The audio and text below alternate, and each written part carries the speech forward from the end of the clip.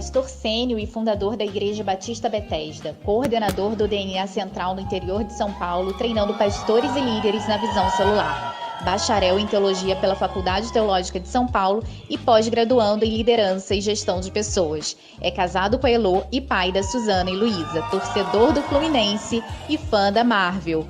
Vamos receber o pastor Ricardo Kapler. Aleluia, glória a Deus, glórias a Deus por tudo que Ele tem feito nesses dias. Tenho sido tremendamente abençoado pelo meu amigo, por essa família pastoral tão abençoada, por uma igreja tão linda. Isso é só o começo daquilo que Deus vai fazer entre vocês. Eu sei que você está de pé um bom tempo, mas sem mais delongas, eu quero falar com você. Esse é o tema da conferência. Deus se moveu poderosamente ontem. Eu creio que Deus tem mais para você, não só para que seja um momento, mas eu creio que conferência tem um objetivo. Deus te chama para conferir algumas coisas, conferir verdades espirituais. Eu quero falar com você nessa manhã sobre termine bem para viver grandes começos. Vamos falar isso?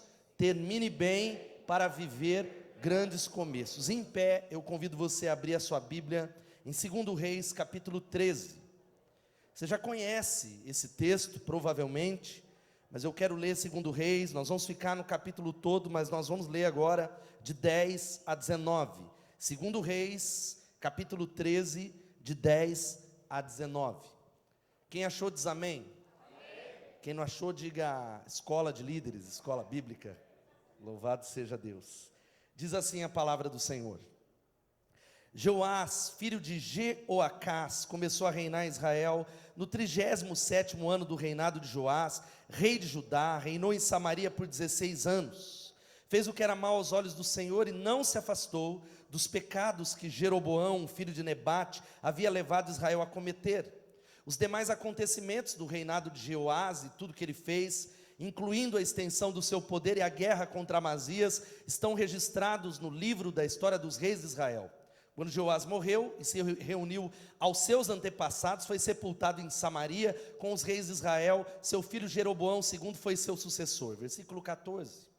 Quando Eliseu estava sofrendo da doença da qual morreria, Joás, rei de Israel, o visitou, chorou por ele, dizendo: meu pai, você era como os carros de guerra de Israel e seus cavaleiros. Eliseu lhe disse: pegue um arco e algumas flechas. E o rei fez o que ele pediu. Então Eliseu lhe disse: põe a mão sobre o arco, e pôs as suas mãos sobre as mãos do rei. Em seguida ordenou: abra a janela. Diga assim: abra a janela. Abra a janela que dá para o leste. O rei a abriu. Depois Eliseu disse: atire. E o rei atirou uma flecha. Essa é a flecha do Senhor, é a flecha da vitória do Senhor, anunciou Eliseu. É uma flecha de vitória sobre a Síria, porque você conquistará completamente os sírios em Afeque. Depois Eliseu disse: agora pegue as outras flechas, atire-as contra o chão. O rei pegou as flechas, atirou-as contra o chão 3 vezes. O homem de Deus irou com ele: você deveria ter atirado contra o chão 5 ou 6 vezes, exclamou. Assim teria ferido os sírios, até que fossem completamente destruídos. Agora você será vitorioso apenas 3 vezes. Eu quero convidar você a orar com alguém que está do teu lado, pedir que o Senhor fale com ele. Ora aí, talvez sua esposa, seu marido, seu filho, um irmão. E eu queria que você começasse a clamar, pedindo ao Espírito Santo que abra uma janela. Ele abriu uma janela está aberta. Ele colocou flechas nas suas mãos. E ele está falando: ora pelo teu irmão, para que ele atire, para que ele não pare, para que ele seja incansável, para que a palavra cure nessa manhã, no nome de Jesus. Aleluia. Espírito Santo está aqui nessa manhã. Promessa dele: quando o povo se reúne, ali ele está, numa igreja tão abençoada, um ministério tão abençoado, tão relevante. Jesus, muito obrigado pelo privilégio de estar aqui com alegria.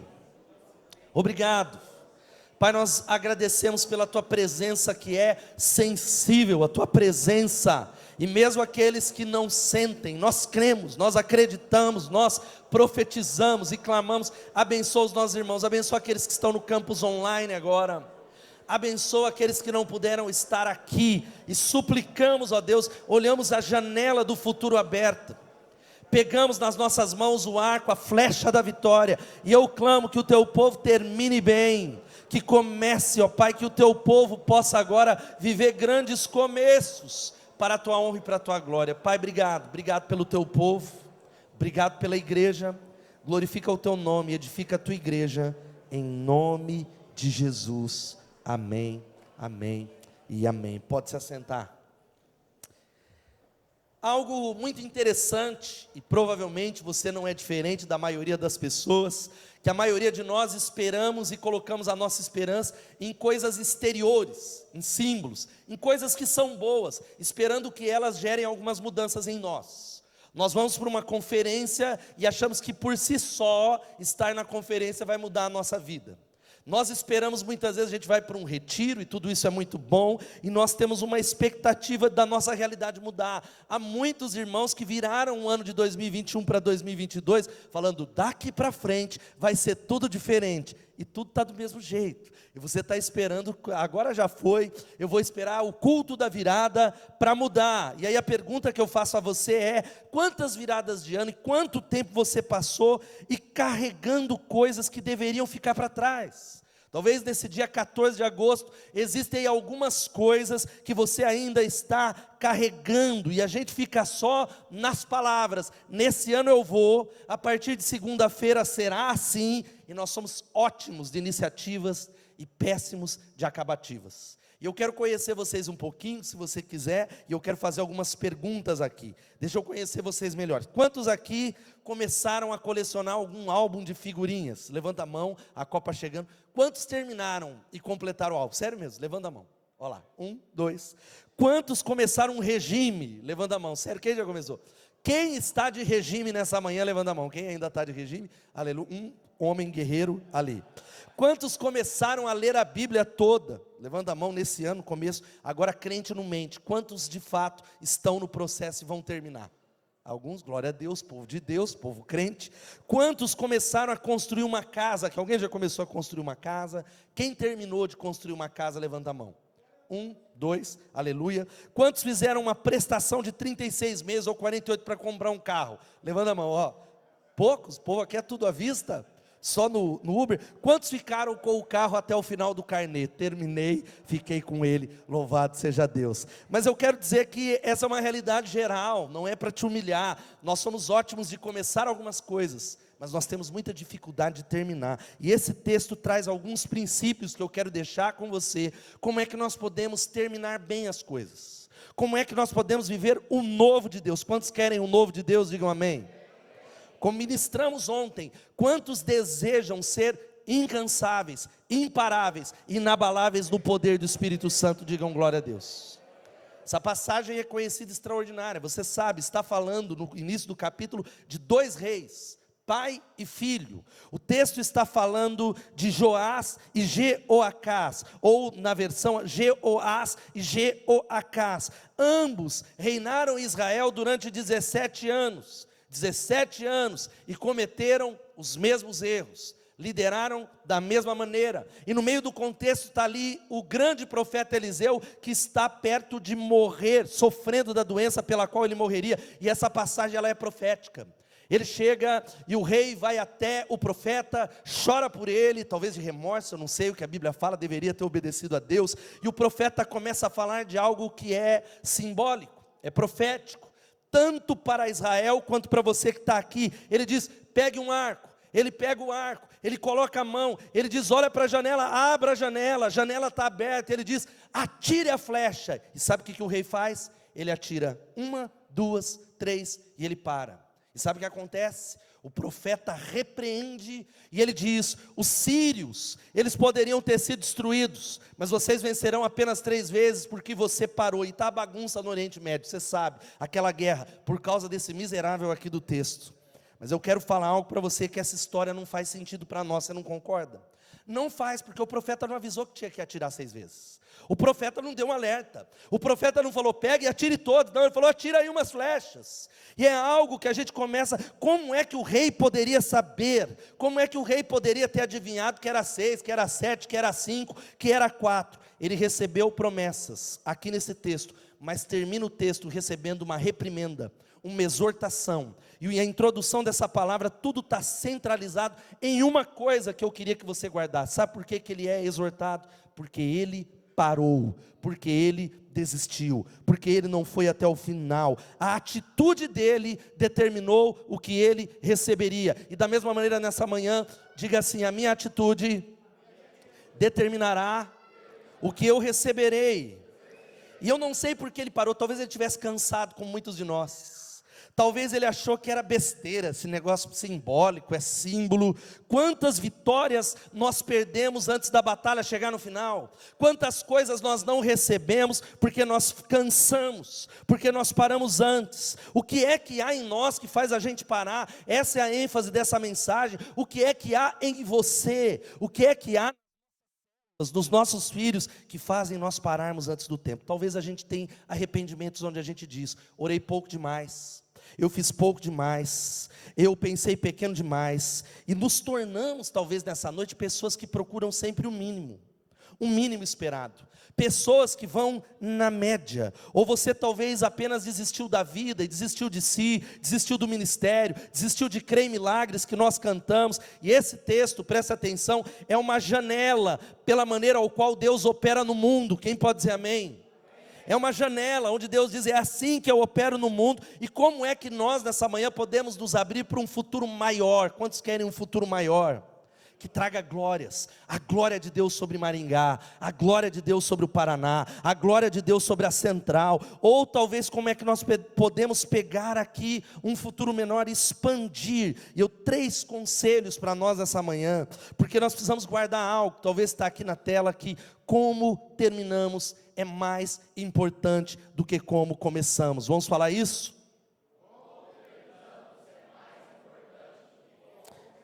E que tal, meu irmão, você decidir hoje romper com alguns ciclos de dores, alguns ciclos de limitação, alguns ciclos de sofrimento? E está na hora, em nome de Jesus, de você decidir nessa manhã viver a vida que Jesus tem para você, que é vida abundante. 3 conselhos para nós. Como é, o que poderia acontecer se você terminasse o que começou? 3 conselhos. O primeiro deles é esse aqui: não cometa os mesmos erros. Não cometa os mesmos erros. Fala para o irmão que está do seu lado: não cometa os mesmos erros. E aí nós vamos, se você está com a Bíblia aberta, mas está aqui na tela, nós voltamos para o início do capítulo. Olha só o que diz: e fez, e está falando do pai de Jeoás, o que o Senhor reprova, seguindo os pecados que Jeroboão, filho de Nebate, levara Israel a cometer, e não se afastou deles. Por isso a ira do Senhor se acendeu contra Israel, e por longo tempo ele os manteve sob o poder de Azael, rei da Síria, e do seu filho Ben-Hadad. Jeoacás fez o que o Senhor reprova. Meu irmão, eu queria falar para você que você sabe o que o Senhor reprova. Você sabe o que Deus não se agrada. E constantemente no meu exercício pastoral, pessoas me procuram querendo receber um álibi para pecar. Eles me procuram nas redes sociais, nas caixas de perguntas, perguntando: pastor, pode isso? Pastor, até onde eu posso ir? Pastor, beber é pecado. Pastor, fazer isso, fazer aquilo, fazer assado. Mas eu quero dizer algo para você: você sabe aquilo que agrada ao Senhor. Quem pode dizer amém? Isso é tão sintomático que a maioria das vezes eu respondo assim: só o fato de você perguntar é pecado, porque o que não é de fé é pecado. Só o fato de você não saber e a sua consciência te colocar em dúvida. Mas eu quero dizer para você: não cometa os mesmos erros e tome cuidado para não cair no pecado dos outros. O texto vai dizendo que Jeoacás seguiu os pecados de Roboão. E a história de Israel, você conhece, está cheio de citações. Ele seguiu o pecado do outro, ele imitou a prática do outro, ele seguiu os pecados dos seus pais. Por isso, meu irmão, não retome as velhas práticas do passado. É a tentação cristã. Por isso que o Senhor diz: vigie e ore, tome cuidado, orai e vigiai. Quem pode dizer amém?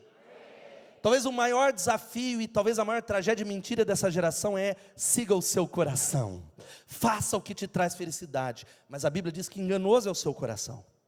E talvez a pior coisa é você não se autoavaliar, não colocar em xeque, não se colocar diante do Senhor e dizer: ó Deus, sonda-me e vê se há em mim algum caminho mau. Senhor, eu quero ir para cá, eu não quero ser um homem de dúvida, mas eu preciso passar pelo crivo da tua palavra. Não retome as velhas práticas do passado, em nome de Jesus. O texto, se você está com a Bíblia aberta ainda, os versículos 4 a 6 diz assim: então Jeoacás buscou o favor do Senhor e este o ouviu, porque viu quanto o rei da Síria oprimia Israel. O Senhor providenciou um libertador para Israel e eles escaparam, foram livres. Quantos creem que Deus ouve a oração? Não, glória a Deus.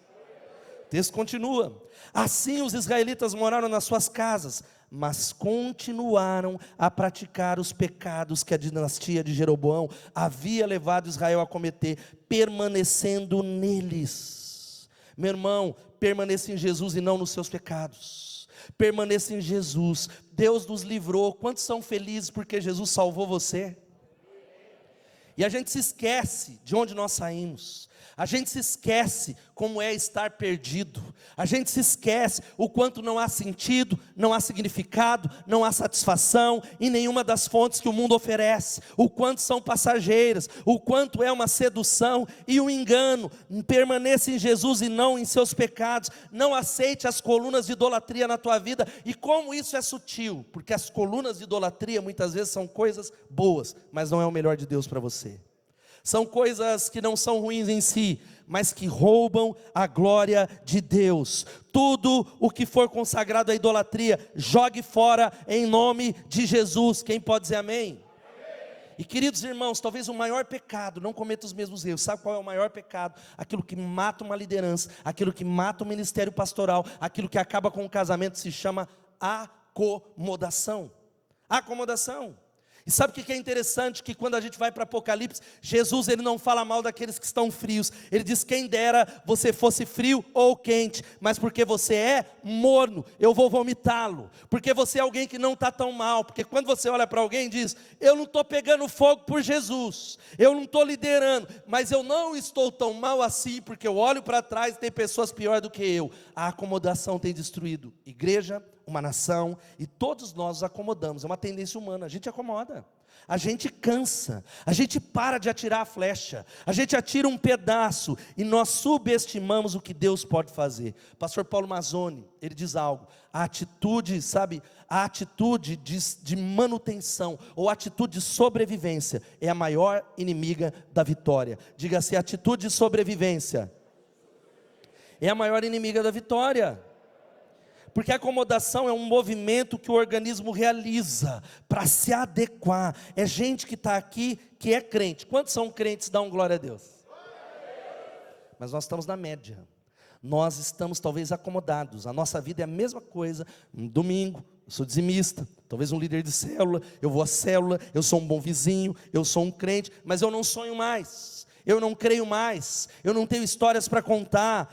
Talvez o nosso maior problema, o maior problema da igreja evangélica, ao qual eu faço parte, é que nós não estamos tão mal assim. É que nós não estamos tão mal, pastor, não seja tão duro, mas o resultado é uma vida de paralisia, porque a gente decidiu ser pessoas de 3 flechas. A decisão nessa conferência é: você será um homem e uma mulher de 3 flechas ou de 6 flechas? Você vai até a metade ou você vai até o final? Pare até ter terminado em nome de Jesus.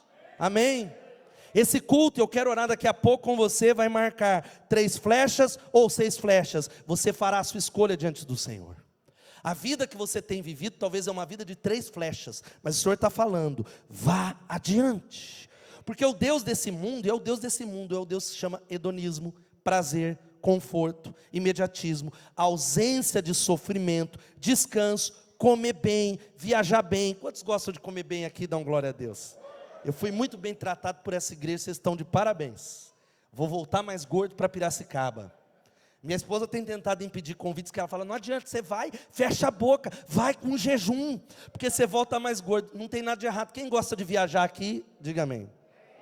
Agora, sabe o que Satanás faz? Ele pega essas coisas que são boas, que são dádivas, que são coisas da terra, que se transformam em ídolos, que se transformam como um fim, que se transformam como objetivo, e ele fala no seu ouvido: para de entregar, para na terceira flecha, dando a vida para a obra de Deus, dando a vida liderando o célula. Ei, vai devagar, não seja um fanático. Para que tanto? Não caia nessa mentira do diabo e não cometa os mesmos erros. Segundo conselho, sabe qual é? Escolha o futuro. Fala para o irmão que está do seu lado, escolha o futuro.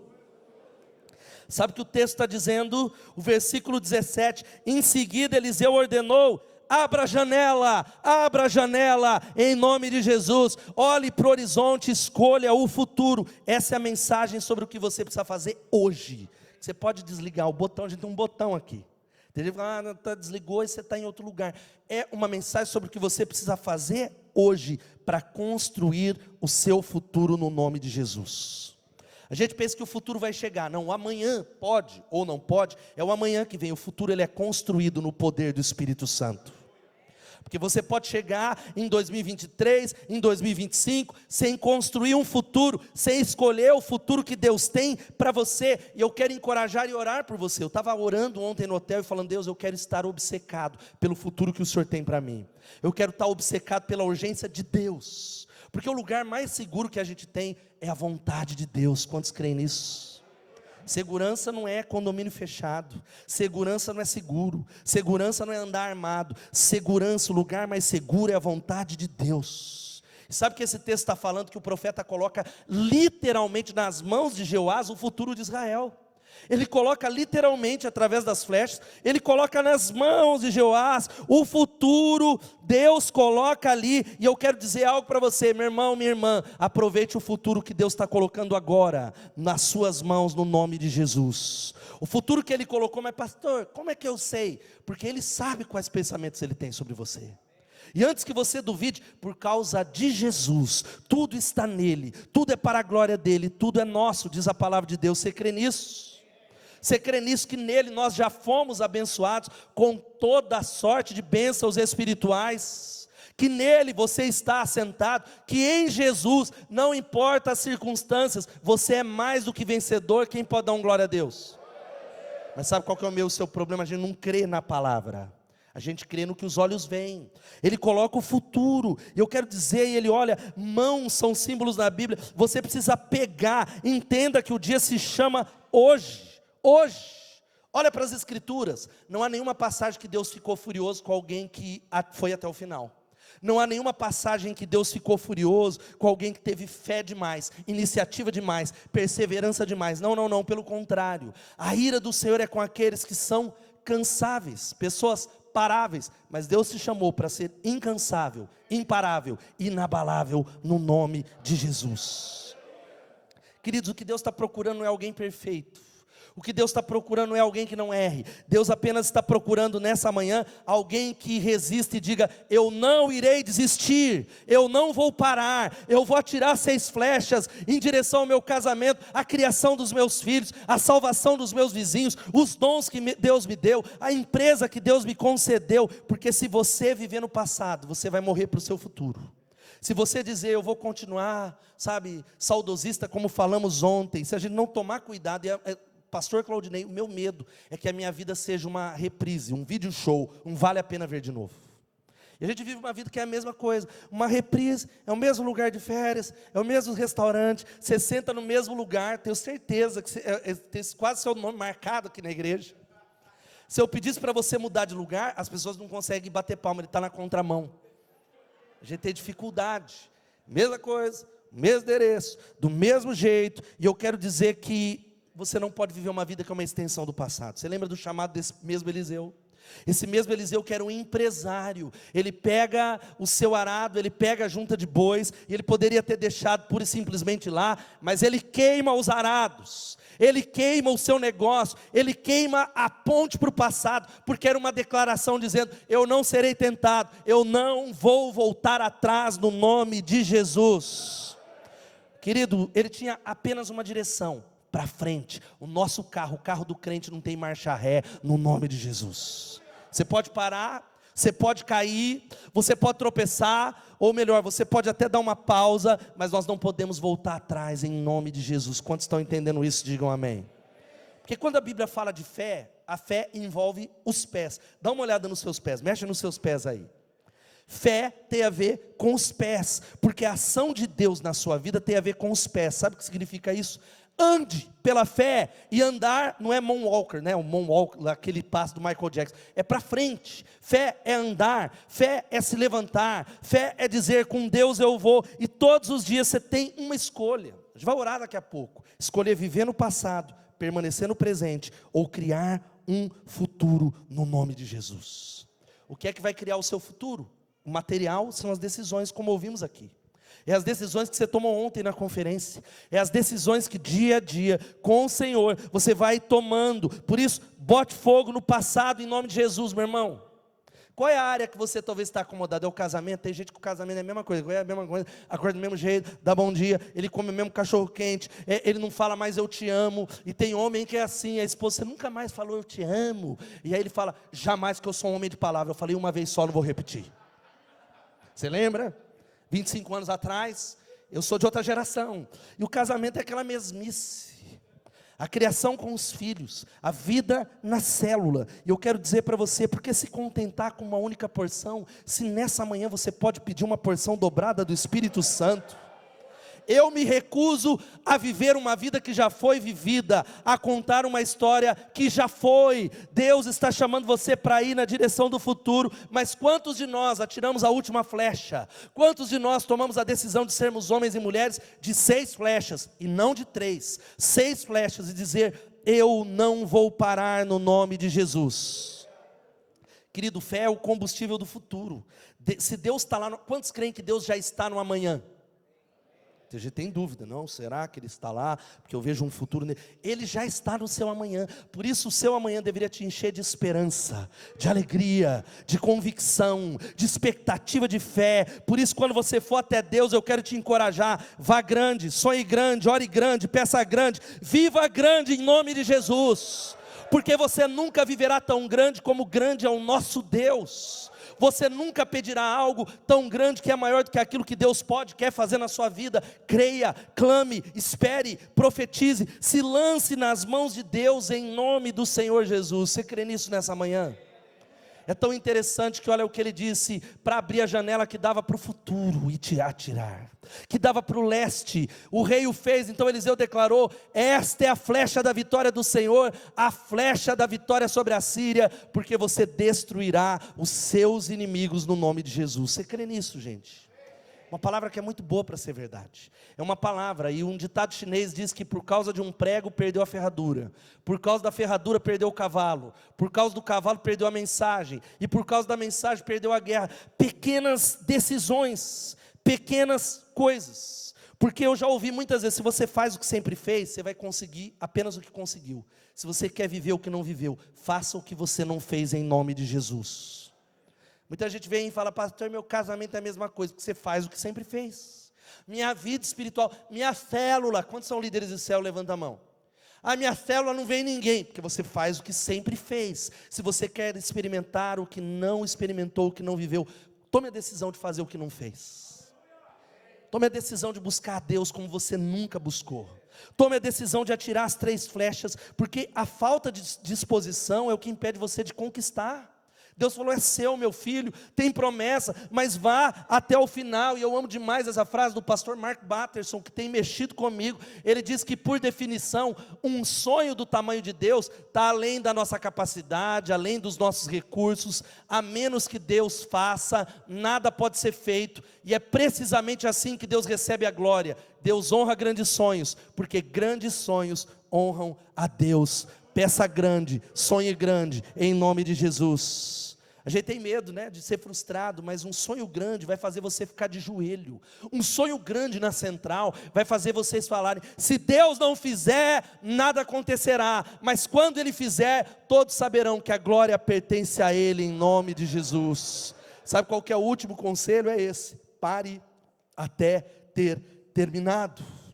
Fala para quem está do seu lado, pare até terminar, meu irmão. Sabe qual foi o problema do rei Joás? Ele desistiu, ele parou antes. Ele não foi até o final, ele foi até uma temporada. Será, e meu irmão, será que você atirou a última flecha? Será que você é alguém que pode dizer, eu estou tomando a decisão, e nós devemos atirar e golpear, aí a única coisa que você não pode, meu irmão e minha irmã, é parar em nome de Jesus. Não pare de seguir a Deus, não importa as decepções, atire suas flechas e morra com a sua aljava vazia no nome de Jesus. Essa é a minha decisão como pastor. Eu tomei a decisão no meio de tantas crises e tantos motivos para parar, para mudar de ministério, para ir para outro lugar, para sair da segunda melhor cidade e vir para a primeira cidade do Brasil. Eu falei, não, Deus, eu decidi, eu não volto atrás.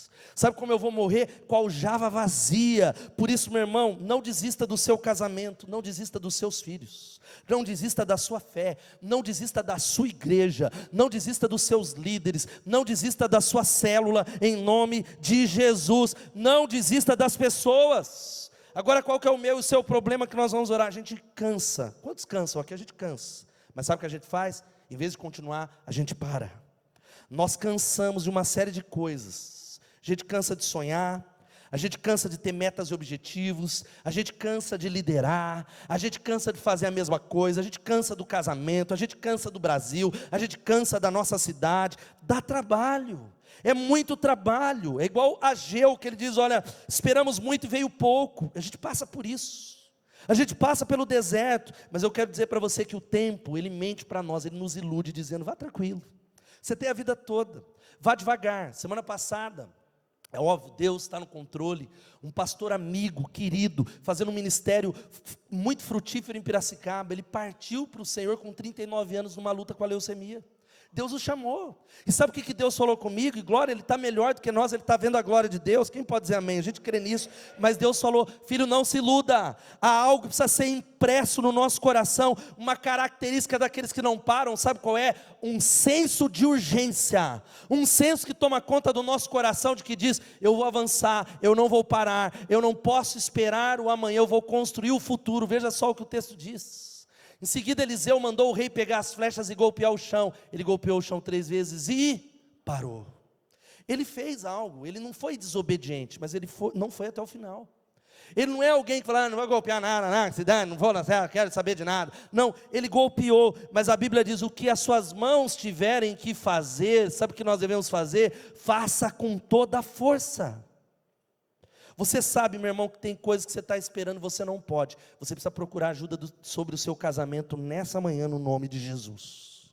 Você está esperando se resolver. Você está esperando, mas eu confio em Deus. Deus está falando, não pare. Você precisa procurar ajuda sobre os seus filhos, sobre a sua saúde, sobre as suas emoções, sobre o seu ministério, em nome de Jesus. Porque as coisas que são boas, as coisas que são realmente importantes, elas não vêm com uma etiqueta de urgência. Não vêm. As coisas mais importantes, elas não gritam. O que grita é o que é menos importante. O que grita é aquilo que não é eterno. As coisas eternas não gritam. Por isso que é necessário discernimento, unção, atenção e tomar a decisão de não parar em nome de Jesus. Sabe que o texto continua dizendo de que ele ficou irado, falou, você deveria ter golpeado o chão 5 ou 6 vezes, você ia alcançar a vitória completa. Chamar tecladista para chegar aqui. Jeoás, ele tinha, sabe o que, gente? Olha aqui para mim, ele tinha estratégia. Ele tinha arco, ele tinha um instrumento, ele tinha a janela aberta. Quantos querem uma janela e uma porta aberta? Diga glória a Deus. Mas sabe o que aconteceu? Ele não foi até o fim, porque faltou paixão. Ele não desobedeceu, ele apenas não obedeceu completamente. Ele fez, mas ele não fez tudo que poderia. Você tem feito tudo que você pode? Você como um líder, como membro dessa igreja, você tem feito tudo que você pode como membro dessa igreja? Porque há muitos de nós que fazemos, e a gente fala, não pastor, estou dando a minha contribuição. Eu estou melhor que 2021, mas a minha pergunta não é essa, é você ter feito tudo o que você pode? Você é um discípulo de 3 flechas ou 6 flechas? Você é um marido de 3 flechas ou 6 flechas? Você é uma esposa de 3 flechas ou 6 flechas? Você é um empreendedor de 3 flechas ou de 6 flechas? Decida ser alguém de 6 flechas, incansável, inabalável e imparável, no nome de Jesus. Sabe o que faltou na vida desse rei? Intensidade, perseverança. Ele parou. Jeoás, se a gente pudesse colocar um vídeo dele aqui, é lógico, não somos espíritas, mas se ele pudesse falar, ele falaria o seguinte: meu irmão, nunca desista, vá até o fim. Porque a gente para antes, a gente parece muito com esse rei.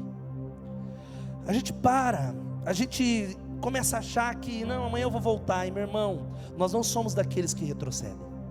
A palavra de Deus fala algo que desde a minha infância, numa música do Logos, me marcou profundamente. Constantemente eu vigio como pastor no meu devocional, que aquele que põe a mão no arado e olha para trás, não é apto para o reino de Deus.